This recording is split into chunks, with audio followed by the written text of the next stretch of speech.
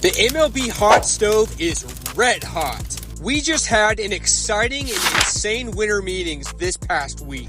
And in today's video, we're going to be going over the top 5 moves that were made over the past week. First up, we have a trade that is a little bit of a head scratcher. The Houston Astros traded stud outfielder Kyle Tucker to the Chicago Cubs for Isaac Paredes, Hayden Wesneski, and prospect Cam Smith.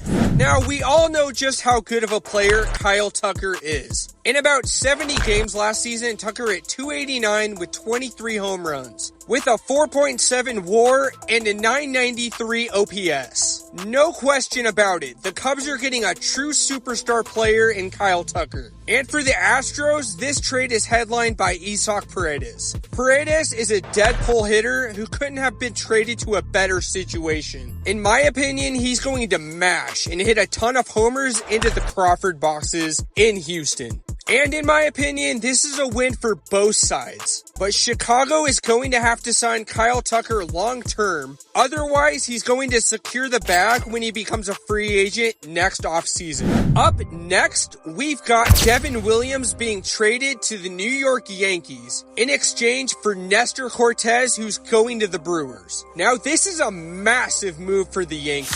You literally just got yourself an all-star quality closer for pretty much nothing. Now, Nestor Cortez is a solid pitcher, there's no doubt about that, who's going to give the Brewers innings, but in my opinion, that's pretty much it. And now, if I'm a Yankees fan, I'm absolutely loving this deal. Devin Williams is a strikeout machine with a devastating changeup. Over the past 2 seasons, Williams has a K per 9 at around 14 and an ERA of 2.66 in 2023 and a 2.06 ERA in 2024. This is a huge W for the Yankees and their bullpen. Great trade by them. You know what? Let's just stay over in the Bronx and talk about the massive deal the Yankees gave to lefty Max Fried. Earlier this past week, the Yankees inked Fried to an 8-year deal worth $218 million, which is absolutely insane considering it's the largest contract ever given out to a left-handed starter.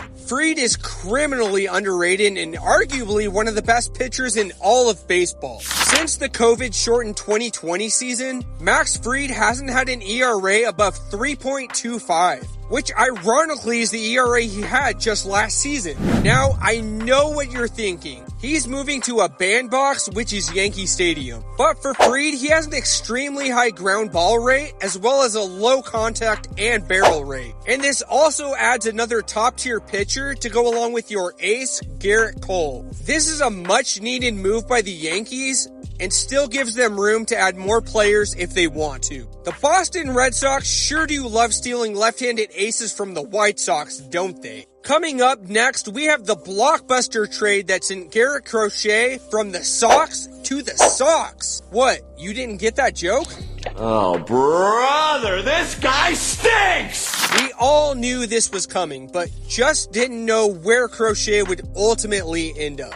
Winding up in Boston, this gives the Red Sox a much-needed young ace to add depth to, in my opinion, a mid-rotation. And going back to the Chicago White Sox is a group of 4 pretty decent prospects. But ultimately, this is a game changer for Boston. Garrett Crochet is only 25 years old. He struck out 209 batters in just 146 innings with an ERA at 3.58 and a whip just barely over 1. It's pretty obvious, but Boston, just like when they got Chris Sale, is adding a legit ace to the top of their starting rotation. I feel this makes them a dangerous dark horse team now in the AL East. And now I cannot have a winter meetings recap video without talking about the biggest move of the entire week. And that's the super mega deal that Juan Soto just got from the New York Mets. Juan Soto just signed a record-shattering 15-year deal worth $756 million.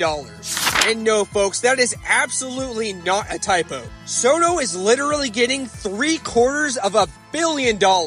Absolutely insane. But I have to ask this question. is this a good move ultimately for the New York Mets? And the short answer to that is yes, but with a bit of a risk as well. It's no question at all that Soto is a legit superstar hitter. He's an on-base monster who can mash you upwards of 35 to 40 homers a season, with close to 100 or more walks every single year. But what are the downsides to this deal, you might ask? Well, Soto, in my opinion, is kind of one-dimensional. He's an atrocious fielder and has a sprint speed in the 36th percentile. So he's god-awful when it comes to speed and having any sort of base stealing ability. So basically, you're expecting Soto to be a superstar hitter year in and year out, with lots of home runs and getting on base a ton, which he certainly is going to do, and I think he will do that. All in all, I feel this makes the Mets a legit playoff team, and with more additions, a World Series contender. But if Soto can't bring some championships to Queens, I don't think this deal is going to age like a fine wine.